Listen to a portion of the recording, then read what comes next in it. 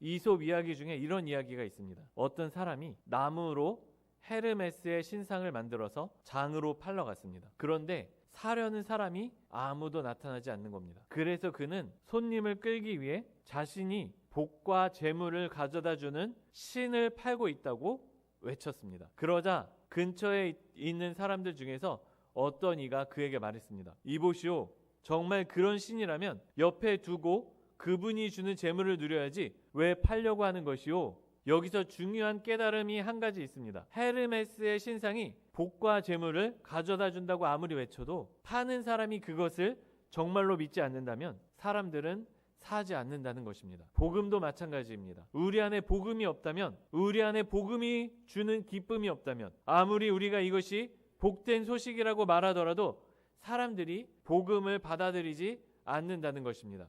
오늘 본문에서 바울이 보여주는 확신은 바로 이 지점에서 시작됩니다. 바울의 확신은 상인의 자기 최면이나 일시적인 감정이 아니었습니다. 이 물건을 팔게 하기 위하여 그냥 입 빨린 소리가 아니었습니다. 그는 하나님이 행하신 일을 직접 보고 설득당한 상태였습니다. 즉 오늘 말씀을 보면 바울은 빌립보 교회 안에서 이 복음이 구체적인 실체로 살아 숨쉬는 것을 보았기에 감옥 안에서도 당당히 확신을 선포할 수 있었습니다. 그런데 바울이 이것을 느낀 것은 단순히 감정적으로 뜨거운 예배 때문이 아니었습니다. 빌립보 성도들이 즐겁게 찬양하고 눈물로 기도하고 열심히 예배에 참석했기 때문에 하나님이 일하고 계시다는 사실을 느낀 게 아니라는 것입니다. 앞으로 보겠지만 바울은 하나님께서 빌립보 교회 안에 실제로 일하고 계시다는 것을 눈으로 보았다는 것입니다. 한국 교회에 예배주의에 빠져 있는 사람들이 참 많습니다. 다른 말로 해서 예배가 우상이 된 사람들이 있습니다. 그 사람들은 뜨겁게 찬양하고 눈물로 기도하고 열심히 예배에 참석하면 신앙생활 다 한 줄 압니다. 그런데 그렇게 생각하는 사람들을 보면 삶과 신앙이 아무런 상관이 없습니다. 교회 안에서는 뜨거운 것처럼 보이지만 삶 속에서는 신앙이 드러나지 않습니다. 그런 모습은 교회 밖에서 신앙을 떠난 가나안 성도의 모습과 크게 다르지 않습니다. 가나안 성도가 어떤 사람들이에요? 나 혼자 예배 잘 드리면 된다고 말하는 사람들 아닙니까? 예배 때 옆에 있는 사람이 방해가 된다고 말하는 사람들 아닙니까? 교회 와서 예배 드리는 것이 옆에 있는 사람들 때문에 불편하다고 말하는 사람들 아닙니까?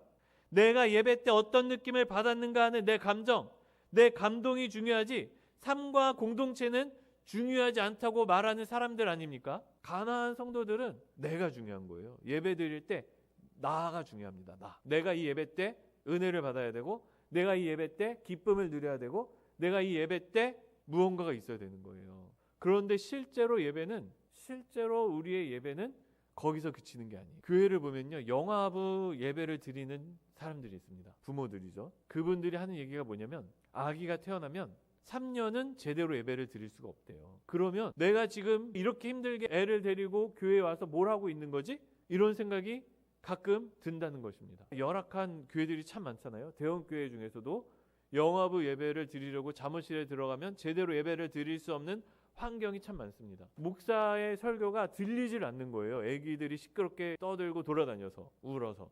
그럼에도 불구하고 그 사람들이 교회에 와서 예배를 드리는 것이 헛되지 않다는 것이에요.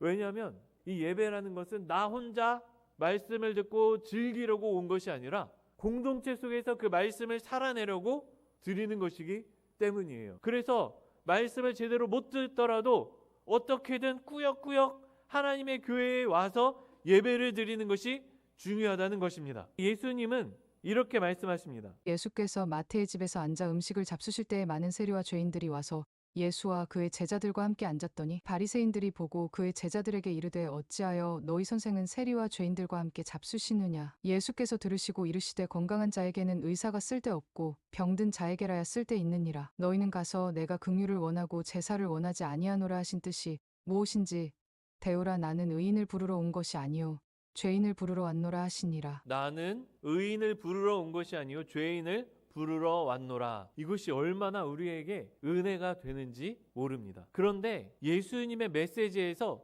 이것은 그렇게 중요한 게 아니에요. 중요한 건 바로 그 앞에 있습니다. 우리가 쉽게 이 말씀에서 간과하는 중요한 말씀인데 바로 13절에 이렇게 말합니다. 내가 긍휼을 원하고 제사를 원하지 아니하노라 하신 뜻이 무엇인지 배우라는 거예요. 이것이 중요합니다. 예수님께서 바리새인에게 원하셨던 모습은 자기 혼자 의로운 것, 자기 혼자 뜨겁게 기도하는 것, 자기 혼자 신실하게 신앙생활하는 것이 아니었습니다. 예수님께서 원하셨던 모습은 바로 긍휼이었습니다. 다른 사람을 긍휼히 여기고 함께하는 모습입니다. 이 말씀은 함께가 중요하거든요. 내 옆에 있는 사람을 긍휼하게 여기라는 것이 중요하거든요. 그런데 우리는 이 말씀을 예수님이 너희가 긍휼하게 여기지 않는다, 너의 옆에 있는 다른 사람들을 생각하지 않는다, 그러니 너희가 긍휼을 배워라, 이렇게 말씀하시는 이 예수님의 말씀을 가져다가 우리가 적용하는 것은 무엇이냐면, 예수님은 의인을 부르러 온 것이 아니라 죄인을 부르러 온 것이다. 그러니 이 죄인 나를 부르러 오셨다. 내가 죄인이어도 예수님께서는 나를 아직도 사랑하신다.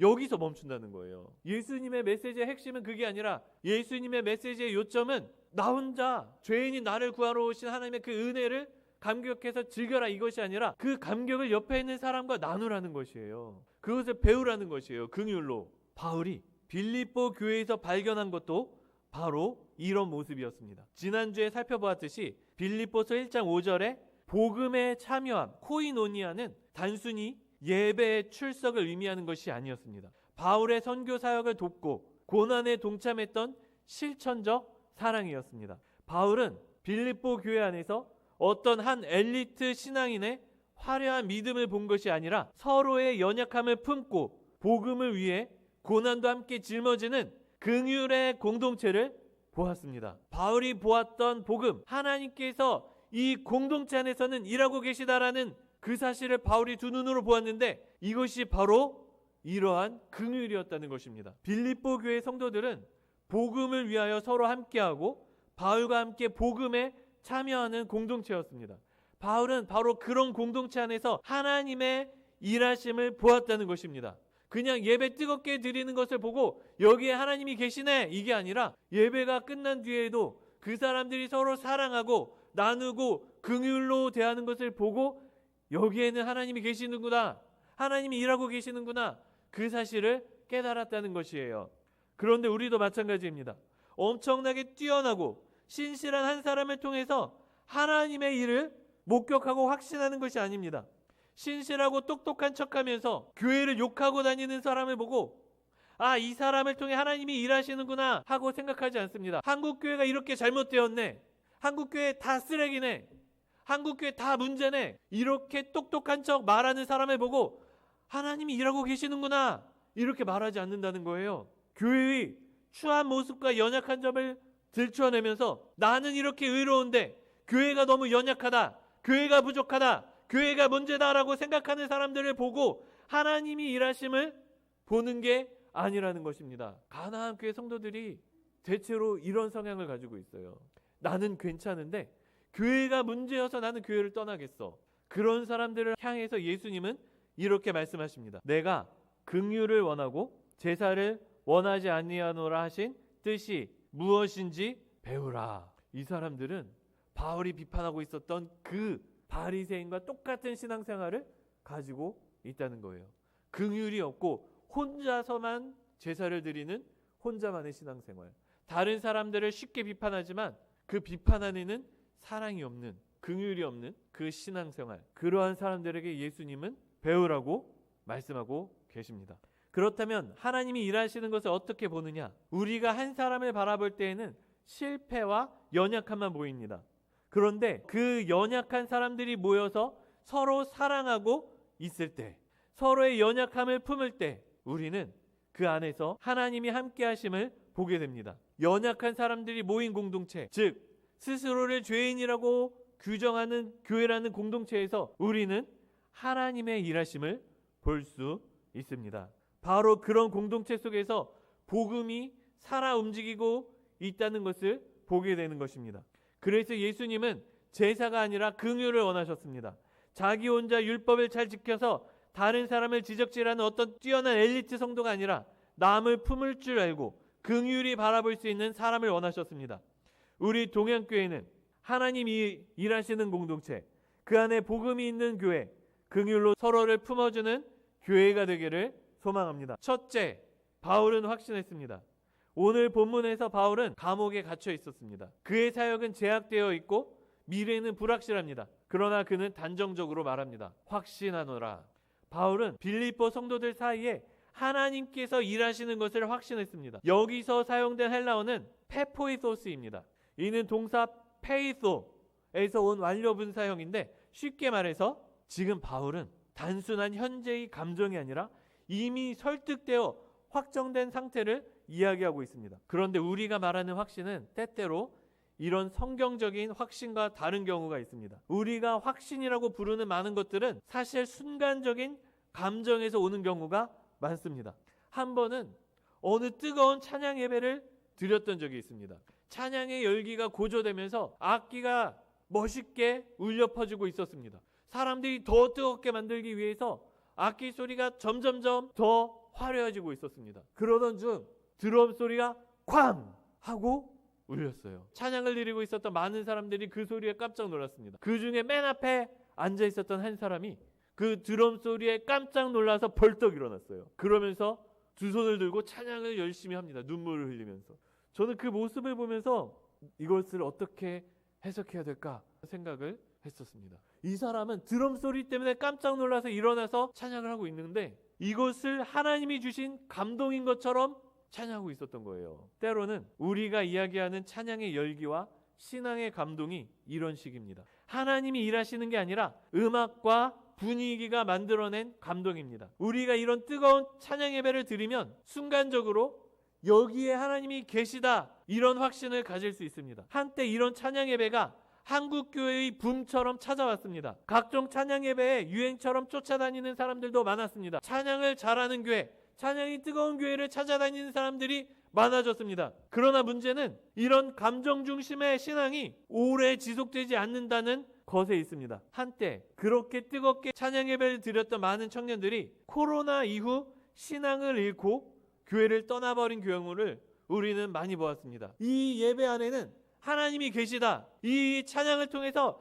하나님이 역사하고 계시다, 이 사실을 보았던 많은 청년들이 떠나버렸다는 거예요. 그런데 바울이 빌립보 성도들을 향해 가지고 있었던 확신은 이런 순간적인 확신이 아닙니다. 그래서 바울이 사용한 단어가 중요합니다. 바울은 페포이소스라는 단어를 사용합니다. 이것은 완료형으로 과거에 형성된 확신이 지금까지 지속되고 있음을 나타냅니다. 그냥 한번 찬양 예배 드려서 감동해서 그 감동에 취해서 여기 하나님이 계시다 이렇게 말한 게 아니라 지금까지 하나님이 일하고 계신 것을 눈으로 보면서 확신하고 있다는 거예요. 이 확신의 근거는 인간의 의지나 공동체의 안정성에 있지 않았습니다. 뜨거운 찬양의 열기에 있지 않았습니다. 너희 안에서 착한 일을 시작하신 이가 그리스도 예수의 날까지 이루실 줄을 우리는 확신하노라. 여기서 주어는 너희가 아니라 시작하신 이입니다. 너희가 시작한 게 아니라 시작하신 이가 이 확신을 바울에게 줬다는 거예요. 바울의 확신은 인간이 아니라 하나님의 주권적 은혜에 근거합니다. 그렇다면 바울은 이 하나님의 역사를 어디서 보았느냐? 지난주에도 보았다시피 이 확신은 공동체적 사랑 안에서 드러납니다. 내가 너희 무리를 위하여 이와 같이 생각하는 것이 마땅하니 이는 너희가 내 마음에 있음이며 나의 매임과 복음을 변명함과 확정함에 너희가 다 나와 함께 은혜에 참여한 자가 됨이라. 내가 예수 그리스도의 심장으로 너희 무리를 얼마나 사모하는지 하나님이 내 증인이시니라. 바울은 단지 교리적 확신을 말하지 않습니다. 하나님이 시작하신 구원의 역사에 대한 바울의 확신은 빌립보 성도에 대한 깊은 애정으로 나타납니다. 사랑이 없이 교회를 보면 실망할 수밖에 없습니다. 연약함과 실패만 보게 됩니다. 그러나 사랑의 눈으로 보면 소망이 있습니다. 그래서 확신과 사랑은 분리되지 않습니다. 하나님이 시작하신 은혜를 깊이 이해할수록 우리는 성도를 더 깊이 사랑하고 품게 됩니다. 우리 동양교회 성도님들은 사랑의 눈으로 공동체와 지체들을 보실 수 있기를 소망합니다. 둘째, 착한 일은 단순한 선행이 아니라 구원의 역사 전체를 의미합니다. 우리가 교회에서 행위, 착한 일, 봉사를 이야기할 때 그 사람 안에서 복음과 은혜가 사라지고 행위만 남는 경우가 많습니다. 그런데 본문의 착한 일은 헬라어로 에르곤 아가돈입니다. 여기서 아가도스란 단순히 도덕적으로 착하다라는 뜻이 아닙니다. 하나님이 보시기에 선하고 하나님의 뜻과 목적에 부합하는 것을 의미합니다. 따라서 이 문맥상 이 착한 일은 단순히 교회 봉사나 구제 활동만을 가리키는 것이 아닙니다. 왜냐하면 빌립보서는 처음부터 복음 참여라는 주제로 시작하기 때문입니다. 빌립보 성도들은 단순히 교회 활동을 하는 사람들이 아니라 복음 사역에 함께 참여하는 공동체였습니다. 따라서 이 착한 일은 하나님께서 복음을 통하여 빌립보 성도들 안에 시작하신 구원의 역사 전체를 가리킵니다. 곧 회심과 중생, 믿음의 시작, 그리고 복음 사역에 동참하게 하신 전 과정을 포함합니다. 에베소서 2장을 보겠습니다. 너희는 그 은혜에 의하여 믿음으로 말미암아 구원을 받았으니 이것은 너희에게서 난 것이 아니요 하나님의 선물이라. 행위에서 난 것이 아니니 이는 누구든지 자랑하지 못하게 함이라. 우리는 그가 만드신 바라 그리스도 예수 안에서 선한 일을 위하여 지으심을 받은 자니 이 일은 하나님이 전에 예비하사 우리로 그 가운데서 행하게 하려 하심이니라. 여기서도 선한 일은 인간이 스스로 만들어내는 공로가 아니라 하나님께서 미리 준비하시고 그 안에서 행하게 하시는 구원의 열매입니다. 따라서 빌립보서 1장 6절의 착한 일은 하나님의 주권적 구원 시작, 그 안에서 자라나는 성화의 과정, 복음 사역의 참여, 이 모든 것을 포괄하는 구원의 역사 전체를 가리키는 표현입니다. 예수님께서 씨 뿌리는 자에 대한 비유를 설명하신 적이 있습니다. 그런즉 씨 뿌리는 비유를 들으라. 아무나 천국 말씀을 듣고 깨닫지 못할 때는 악한 자가 와서 그 마음에 뿌려진 것을 빼앗나니 이는 곧 길가에 뿌려진 자요 좋은 땅에 뿌려졌다는 것은 말씀을 듣고 깨닫는 자니 결실하여 어떤 것은 100배, 어떤 것은 60배, 어떤 것은 30배가 되느니라 하시더라. 씨가 뿌려지면 이 씨앗이 100배의 결실까지도 맺게 됩니다. 그런데 이 결실이 뭐냐는 겁니다. 많은 사람들이 이 결실을 착한 행동, 착한 성품 정도로 이해를 합니다. 그런데 예수님께서 비유로 가르치신 것이 무엇인지를 우리가 이해해야 할 필요가 있어요. 예수님은 처음부터 끝까지 천국 복음에 대해서만 이야기를 하십니다. 다른 이야기를 하신 적이 없어요. 착하게 살아라 이렇게 이야기하신 적이 없습니다. 처음부터 끝까지 예수님의 말씀은 항상 천국 복음이었어요. 그래서 예수님께서 말씀하신 이 씨앗이 무엇인지를 알아야 돼요. 우리가 사과씨를 심으면 사과나무가 자라서 사과 열매를 많이 맺습니다. 그리고 사과 안에는 씨앗이 들어있어요. 이 씨앗은 다시 다른 밭에 심겨지면 또 다른 사과나무를 맺게 됩니다.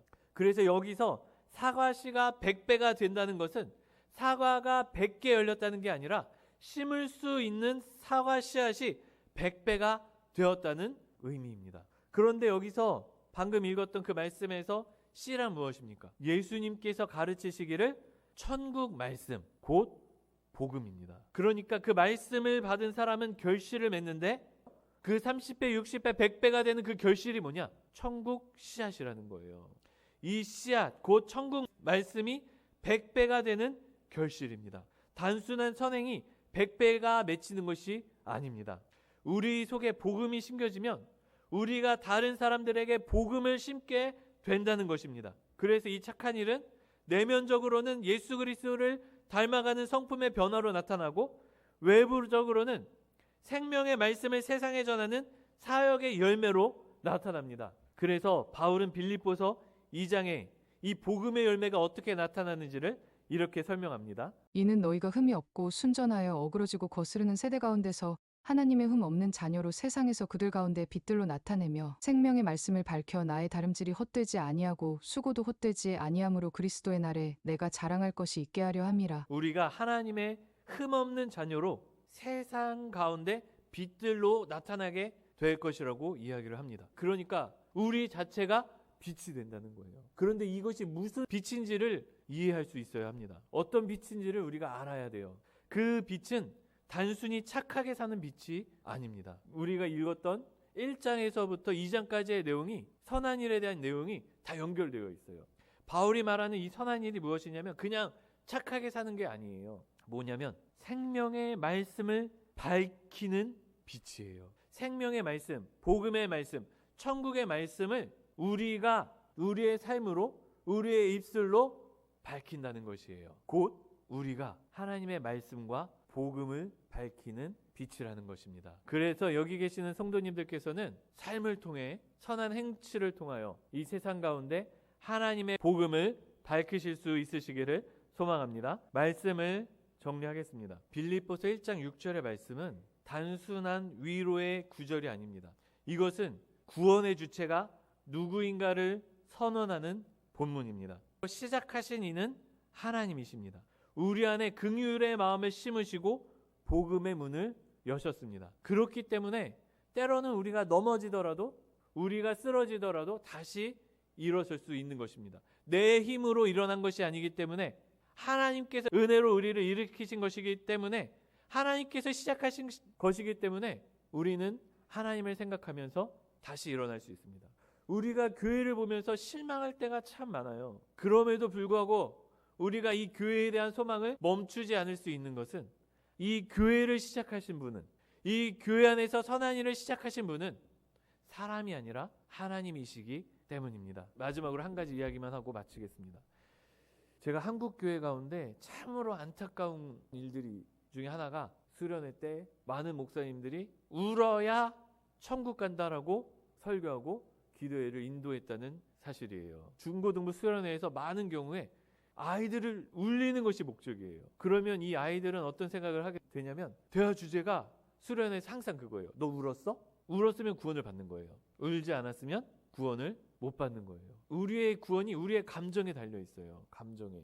이것을 통해서 많은 아이들을 구원의 확신으로 이끌어간 것은 참으로 다행이었지만, 그러나 이 잘못된 방식이 우리에게 잘못된 신앙을 형성시킨 것도 마찬가지예요. 그래서 여기 계시는 성도님들께서는 단순히 예배 시간에 눈물을 흘리는 것이 아니라 그 흘린 눈물이 실제로 삶에 영향력을 미칠 수 있으시기를 소망합니다.